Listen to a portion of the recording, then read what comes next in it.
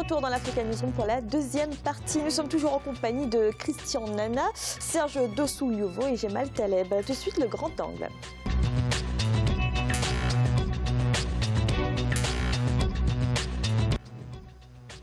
Des sanctions américaines contre 15 compagnies pétrolières sud-soudanaises, une décision des États-Unis suite à la publication d'un rapport de Global Witness qui indique que ces entités sont une source de revenus pour le gouvernement dans le financement de la guerre. Corinne Kamsefem. Le ministère des Mines du Soudan du Sud, le ministère du Pétrole ainsi que la société pétrolière nationale Nile Petroleum font partie des 15 entreprises visées par les sanctions américaines annoncées ce 21 mars. Ces sociétés et structures étatiques sont désormais tenues d'obtenir des licences spéciales pour commercialiser leurs produits aux États-Unis. Le département d'État des États-Unis estime qu'elles sont une source de liquidité pour le gouvernement sud-soudanais accusé d'entretenir le conflit dans le pays. Le gouvernement sud-soudanais et les acteurs officiels corrompus utilisent ces revenus pour acheter des armes et financer des milices irrégulières qui compromettent la paix, la sécurité et la stabilité du Sud-Soudan. Le gouvernement sud-soudanais avait récemment fait état d'une importante tension de trésorerie. Ces nouvelles sanctions sur les activités pétrolières compromettent les plans du gouvernement qui veut se refaire une santé économique. Le pétrole représente 60% des exportations au Soudan du Sud et les États-Unis, un partenaire commercial de premier plan. Ce sont des sanctions unilatérales qui, à mon avis, auraient dû passer par une institution internationale de développement qui aurait pris en compte tous les paramètres de la situation du Sud-Soudan. De cette façon, on risque d'avoir non seulement une sanction dont la durée dépend uniquement des autorités politiques américaines, mais dont les conséquences peuvent être très désastreuses sur les populations de ces pays-là. En début d'année, les États-Unis avaient imposé des sanctions contre les personnalités politiques et militaires du Soudan du Sud après un embargo sur les armes. Les États-Unis souhaitent l'aboutissement des pourparlers entre les principaux acteurs de la crise au Soudan du Sud. Pour l'heure, toutes ces sanctions n'ont pas fait fléchir le président Salva Kiir. Christian Nana, est-ce que d'après vous, ce type de sanctions peut avoir un impact sur le gouvernement sud-soudanais ? Disons, d'une certaine mesure, oui. Parce que l'impact ici qu'on recherche, c'est on recherche la stabilité, réduire les conflits, et on veut que le pays reprenne un fonctionnement normal. Alors, ce qui est difficile ici, c'est quand même qu'il faut aussi voir comment le pays a été créé, le Sud-Soudan. Vous avez des dirigeants qui ont passé leur vie à se bagarrer, ils ne savent faire que ça. Ils ne savent pas construire un pays. Et quand on s'est mis à créer le Sud-Soudan, et là, dans le conflit actuel, dans les différents cessez-le-feu, accords de cessez-le-feu qui ont été signés ces derniers mois ou ces 2-3 dernières années, on a continué même à subdiviser le Sud-Soudan. C'est-à-dire qu'on est parti dans un engrenage où on laisse des gens se battre, on divise le pays. Maintenant, le Sud-Soudan, le Soudan qui avait été divisé en Soudan et Soudan du Sud, le Sud-Soudan, maintenant, on a augmenté le nombre de provinces, on crée des provinces dans tous les sens, on nomme des gouverneurs. Je pense que c'est une direction politique qui n'a pas de sens. Que quand deux personnes se battent, on partage le territoire en deux, on met chacun de son côté. Je crois que ça n'a absolument aucun sens. Et vous avez des gens ici qui se battent aussi pour des raisons purement personnelles, de pouvoir purement personnel. Il n'y a aucun idéal politique qu'on ressent dans l'ensemble des belligérants aujourd'hui au Soudan du Sud, y compris le pouvoir en place. Je parle du pouvoir en place plus l'opposition. Donc je crois qu'à un moment, il faut mettre des sanctions de cette nature qui, contrairement à ce qu'on dit dans le reportage, ce n'est pas des sanctions uniquement américaines puisque ça a été voté par l'ONU. L'ONU a imposé des sanctions de l'embargo. Il y a une coalition de pays internationaux, y compris des riverains au Sud-Soudan qui soutiennent cette politique-là. Donc je crois qu'à un moment, il faut qu'on arrive à mettre en place, à avoir un dialogue qui a un contenu politique. Et le contenu politique qui ne consiste pas à diviser le pays. Donc qui consiste véritablement à remettre le pays sur un chemin de développement économique. Ce que malheureusement, tous les acteurs aujourd'hui qui sont là-bas ne sont pas capables de faire. Tout ce qu'ils savent faire, c'est créer une armée pour se battre. Vous avez des gens qui sont dans le même gouvernement, chacun a sa milice. Dans quel pays ça peut fonctionner? Serge Dossou-Yovo, le rapport dit quand même que les revenus pétroliers vont au gouvernement sud-soudanais qui à son tour utilise les ressources financières pour acheter des armes. Comment on arrête ce cycle infernal? Bon, moi je vais peut-être vous décevoir et décevoir Christian, Nana. Mais pourquoi c'est seulement maintenant que ce rapport sort? Le Soudan est ce qu'il est depuis qu'on le connaît, avec tout ce que vous avez décrit qui est vrai. Moi, je pense qu'aucun pays n'engage une politique pour le bonheur de l'autre pays. Les Américains ont leurs intérêts à défendre, d'accord? Et ça passe par cette sanction qu'ils appliquent, eux, unilatéralement, c'est vrai, pour ce qui est des sanctions dont on parle. Il y en a eu d'autres qui sont collégiales et qui ont été votées par les Nations Unies. Là où je vous rejoins simplement, c'est que le Soudan doit prendre ses responsabilités. D'accord? On a divisé un pays en deux, avec les ressources concentrées sur une partie du pays. Les autres sont en train de mourir pendant ce temps. Le Soudan doit prendre ses responsabilités, construire effectivement son idéal politique. Mais on ne peut pas dire que les sanctions que prennent les États-Unis sont pour amener le Soudan à se réveiller. Non. Moi, je pense simplement que dans l'état actuel des choses, les Américains, ça ne les arrange pas compte tenu de leurs intérêts personnels, mais c'est leur droit d'imposer. Mais ce n'est pas ça qui va changer la donne au Soudan. Les Soudanais doivent se prendre en main, prendre leurs responsabilités et s'asseoir autour d'une table, peut-être pas avec les mêmes acteurs, parce que ceux-là, comme vous avez dit, ils n'ont pas appris à faire autre chose que se battre, mais de nouveaux acteurs pour justement créer la scission, créer comment dire, une nouvelle direction. Donc ça veut dire quoi? Ce sont des sanctions sans conséquences d'après vous? Ah non, pas du tout. Parce qu'aujourd'hui, le rapport dit que ça permet d'acheter des armes, mais on va dire quand même qu'il y a certainement une partie de ces échanges commerciaux qui permettent d'entretenir une vie sociale, économique, d'une certaine façon dans ce pays. Donc une sanction comme celle-là ne peut pas être sans effet. Il va y avoir des déséquilibres notoires, nécessairement. Mais c'est encore une fois, comme je le disais tout à l'heure, aux Soudanais de se prendre en main et d'orienter le pays d'une autre manière sur le plan politique et économique pour que... Alors le rapport dit quand même que plus de la moitié des revenus pétroliers du pays vont dans l'achat d'armes. Oui, mais ça c'est le rapport qui le dit. Pourquoi c'est aujourd'hui que ce rapport sort, depuis que le Soudan se bat? Parce qu'on a besoin de s'appuyer sur quelque chose pour justifier une prise de sanctions. Attention, je ne suis pas en train de condamner les Américains. Les Américains font des choses qui vont dans le sens de leurs intérêts, certes. Mais moi, je ne veux pas m'accrocher à ce rapport qui vaut ce qu'il vaut par rapport à ceux qui l'ont produit, certainement, qui sont certainement une institution, comment dire, recommandable. Mais je me dis qu'on ne peut pas s'appuyer sur un rapport comme celui-là pour établir en effet que la majorité de ces échanges permet de financer uniquement la guerre. C'est vrai, ils en prennent certainement puisque la guerre se déroule. Mais moi, je crois que la responsabilité est au niveau des Soudanais qui doivent se prendre en charge, orienter le pays autrement et en finir avec cette guerre qui, finalement, ne fait que le bonheur des autres et pas celui des Soudanais.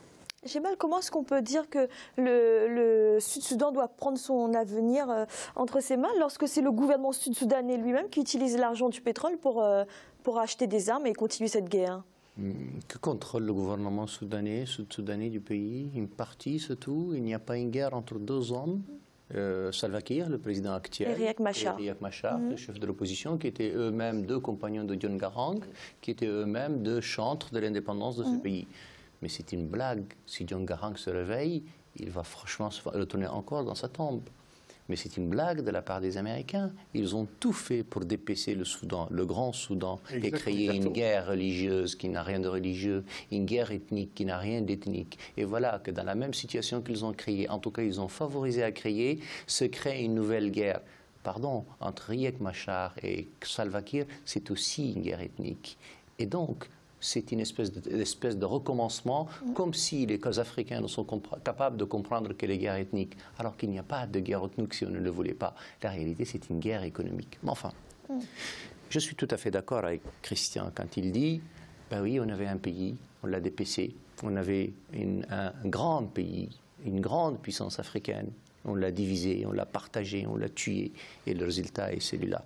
Il n'y a pas de guerre au monde qui ne produit pas elle-même, au bout de quelques années, son propre système de subsistance. Vous pouvez faire les sanctions que vous voulez, vous allez toujours les contourner, parce que la guerre a besoin d'être alimentée, et que la guerre fait vivre ceux qui la font alimenter. Et d'ailleurs, certains ne vivent que parce qu'il y a la guerre. Ceux qui peuvent y mettre la guerre, faire fin à la guerre, ce sont uniquement les Sud-Soudanais et personne d'autre. Alors, les autres vont vous dire, nous allons sanctionner, enfin, nous allons surtout sanctionner les sociétés qui ne sont pas dans nos intérêts, nous allons surtout sanctionner ceux-là qui n'obéissent pas à ce que nous voulons. C'est très bien. Si on veut vraiment prendre le risque sérieux de faire en sorte que le Sud-Soudan finisse avec cette situation, il faudrait déjà mettre hors d'état de nuire les deux têtes de l'exécutif actuel, l'exécutif des deux côtés. Donc Salva Kiir et Riek Machar. Il faudrait que le Soudan du Nord, qui lui est favorable à Salva Kiir, fasse une ingérence moins importante et que finalement on arrive à une situation nouvelle comme ce pays pouvait en connaître de toute façon et on ne l'a pas fait. En réalité, nous avons un pays qui est devenu un pays entre les mains de bandes armées, entre les mains de milices, dans lequel se sucrent, se font plaisir toutes les organisations qui sont une espèce de vautours extrêmement horribles qui dévorent les richesses de ce pays et le résultat c'est que depuis 4 ans, qui trinquent, ce sont les Sud-Soudanais et personne d'autre. Moi, ça m'attriste parce que je considère, et Christian, je crois qu'on partage ça, mais enfin, vous aussi, on considère que 54 pays, c'est énorme. Il n'y a pas besoin de faire un 55e. 50, c'est déjà énorme. Voilà qu'on essaye de faire une espèce d'accord de libre-échange entre les pays. D'autres vont faire un accord de libre-guerre dans un petit pays qui aurait pu ne peut-être même pas exister. C'est triste. Christian Hena, vous émettez aussi des doutes sur ce rapport. Le pétrole n'est pas le nœud de la guerre au Soudan du Sud? Non, mais c'est évident. Il est le l'indépendance. Ça, c'est évident. Je crois que ça, c'est une donnée de base. Notre réaction tous les trois en dit long. C'est évident que le pétrole, c'est le nerf de la guerre. Et je pense que les Américains ont quand même fait une erreur. Hein. Ce n'est pas parce qu'on veut exploiter le pétrole d'un pays qu'il faut diviser le pays pour le faire. Et je crois que là, ils sont arrivés à une situation où l'instabilité est telle que ça porte même atteinte à la production pétrolière. Et donc c'est ça qui les réveille un peu. Je crois qu'à mon avis, il aurait fallu au Soudan, non pas créer le Sud-Soudan, mais obliger le pays à résoudre ses problèmes internes d'une manière politique, et le pétrole allait pouvoir se développer normalement. Mais c'est aux Soudanais de le faire. C'était aux Soudanais de le faire. Christian, et aux Africains aussi. Non mais voilà, c'est-à-dire que et au Cameroun, et au Bénin, et en Mauritanie, si nous voulons régler nos problèmes, mais c'est nous qui allons les régler. Personne ne les réglera pour nous. Mais alors personne. Et donc tant que nous n'aurons pas compris définitivement, mais enfin, on aime bien nous copier, je le dis souvent sur ce plateau, mais on ne copie jamais ce qui marche. Mais si on pouvait prendre des Européens la fierté qu'ils ont pour gérer leurs États, la fierté qu'ils ont de créer des institutions modernes, sérieuses et solides, si on pouvait prendre ça comme exemple plutôt que de prendre une espèce de connerie qui n'a aucun intérêt, ça ne ferait pas de mal. La difficulté, elle est là. C'est que les Soudanais, tous les Soudanais doivent dépasser une espèce d'ambition misérable, de ce Salva Kiir misérable et de ce Riek Machar misérable, et comprendre que si demain ils veulent être dignes de leur pays, ils ont l'obligation de le construire. Et pardon, la responsabilité aussi de la majorité des Sud-Soudanais nombreux qui ne parlent pas, c'est aussi de sortir et de ne plus accepter, de ne plus alimenter cette guerre absolument catastrophique, apocalyptique qui tue ce pays qui n'en a pas besoin. Mais vous avez raison, nous Africains, nous autres Africains, on est lâches, on dit rien, ça ne nous concerne même pas. Enfin, on l'a dit, mais on l'a tellement peu dit qu'on a fini par se taire. Serge Dessougyova, vous disiez tout à l'heure que les Sud-Soudanais devaient prendre leur destin en main, mais de quelle manière? Quand le gouvernement est lui-même un acteur de la guerre. Je vais d'amorcer la réponse. Quand vous êtes une population et qu'une situation vous dépasse et que vous en voulez plus, vous sortez dans la rue et vous dites, bon, maintenant on est fatigué. On a eu plusieurs exemples. Je reviens sur ce que je connais de mieux, qui est le Bénin. En 90, lorsque la situation était intenable, ben, tout le monde pacifiquement a dit, bon, maintenant il faut que ça s'arrête. Et tout le monde s'est réuni pour dire, comment on fait pour s'en sortir? Ça, c'est Et c'est une belle démocratie qui marche aujourd'hui très bien. Ça marche très bien. Mais voilà. Au Soudan, on est quand même dans une population qui est en guerre. Oui, certainement, mais... Il y avait la guerre aussi possible au Bénin. Oui, on aurait pu prendre Ils l'en ont empêché. Je crois que et puis, on ne va quand même pas accepter de croire qu'il n'y a que ces deux personnalités au Soudan pour animer la vie politique. Mais dans ce cas, on n'est pas très bien en place. Je suis convaincu qu'aujourd'hui, le Soudan peut se réinventer s'il en a vraiment envie. Les Sud-Soudanais peuvent s'en sortir seuls, vous le dites? Mais ils devraient. Mais c'est évident. Ils devraient. C'est à eux de le faire, parce que la solution ne viendra de personne. Les Béninois s'en sont sortis d'eux-mêmes, et je salue tous mes amis béninois dont je salue le courage. Mais évidemment, ils n'ont eu besoin de personne. Et quand ils ont perçu une situation ou une autre, à chaque fois, ils ont réagi. Je le dis pour les Béninois, je peux le dire de quelqu'un d'autre, mais enfin, il s'agit de ceux-là. Mais bien sûr que les Sud-Soudanais peuvent le faire. Il s'agit juste de la volonté. Quelle est cette phrase remarquable de ce philosophe tunisien qui s'appelle Abdelghasem Chabi, qui parle de la volonté populaire? Mais évidemment que si on le veut, on le fait. Pardon, les peuples d'Europe, ceux-là, c'est lesquels il nous arrive de temps en temps de tirer. Mais pardon, personne ne leur donne la leçon. Ils n'acceptent pas. Quand les Portugais n'ont pas été d'accord, ils ont fait la révolution des œillets. Quand les Français n'ont pas été d'accord, ils en ont fait une. Quand les Anglais ne sont pas d'accord, ils sont partis chercher un roi ou en Allemagne. Pardon, bien sûr que ce qui est valable chez les uns n'est pas valable chez les autres. Nous avons besoin de ce petit chouïa supplémentaire qui consiste à dire basta, basta, basta. On ne le fait pas encore suffisamment parce que le rôle de nos intellectuels, le rôle de, je n'aime pas le mot intellectuel, en tout cas le rôle de nos élites est encore assez lâche, on est encore assez suiviste, on aime bien regarder chez les autres, on aime bien mettre nos cravates et on n'est pas suffisamment armé pour comprendre que les choses, nous les réglions nous-mêmes. Mais ça va venir, je n'ai aucun doute. Entre-temps, le malheur et le drame des Sud-Soudanais est là. Christian Nana, est-ce que ça veut dire que toutes les pressions extérieures, internationales notamment, ne sont pas utiles? Les experts parlent de, par exemple, couper l'accès des hauts fonctionnaires sud-soudanais aux banques et aux devises étrangères. Tout ça, ça n'a pas d'intérêt? On ne peut pas dire que tout ça n'a pas d'intérêt. Ce sont des éléments qui vont entrer en ligne en compte, mais d'un autre côté aussi, vous savez, Salva Kiir, il dit, voilà, vous mettez des sanctions contre nous, le gouvernement. Mais pendant ce temps, les rebelles, eux, il n'y a pas de sanctions contre eux. Et donc, eux, ils peuvent toujours acheter les armes. Alors, l'ONU répond, oui, bon, maintenant, on va mettre un embargo général sur les armes, et puis voilà, comme ça, personne n'aura... Comme si un embargo avait déjà empêché les guerres de le faire. Voilà, exactement. Mais, est-ce que vous savez, il faut savoir, les rebelles, ils se financent comment? Ils se financent où?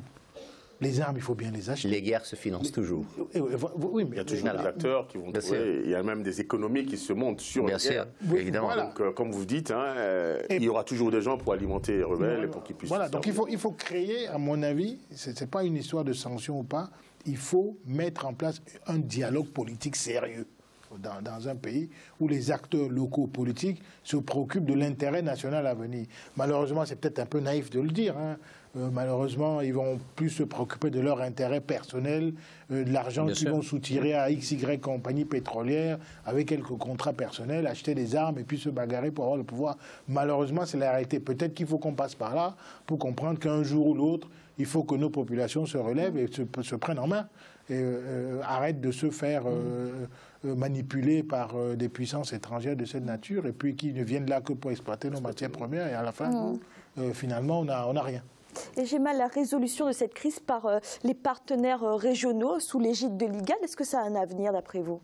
Je pense que c'est une voie possible, mais qui a été explorée beaucoup de fois. Le président Yoweri Museveni, sur lequel on a eu beaucoup de débats sur ce plateau, enfin je fais partie de ceux qui ne peuvent pas lui cracher dessus, a joué un rôle important. Il a essayé, il a tenté.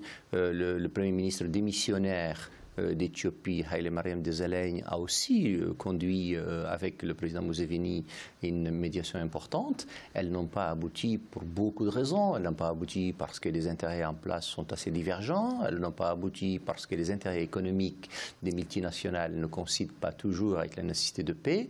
Elles n'ont pas non plus abouti parce que le rôle du Soudan du Nord a été de façon excessivement favorable au président Salva Kiir, qui lui, au bout d'un moment, s'est trouvé armé avec ses alliés du Nord contre Riek Machar du Sud, et donc trouvant le sentiment, ou en tout cas l'avantage militaire, il ne lui a pas donné la possibilité. Vous savez, les pays voisins peuvent faire que deux choix. Soit le choix de la diplomatie, et le choix de la diplomatie est forcément limité, ou alors le choix militaire. Je ne vois pas ni le régime de Kampala, ni le régime d'Addis Abeba, ni aucun autre régime venir avec une armée pour leur dire nous imposons la guerre. La paix, et d'ailleurs imposer la paix par la guerre dans ces conditions-là ne me semble pas être une chose la plus intelligente. C'est la raison pour laquelle je pense que la solution est unique. Elle ne peut venir encore une fois que des Sud-Soudanais. Merci. Nous allons marquer une nouvelle pause d'instant, la troisième partie de l'Africa Newsroom. À tout de suite.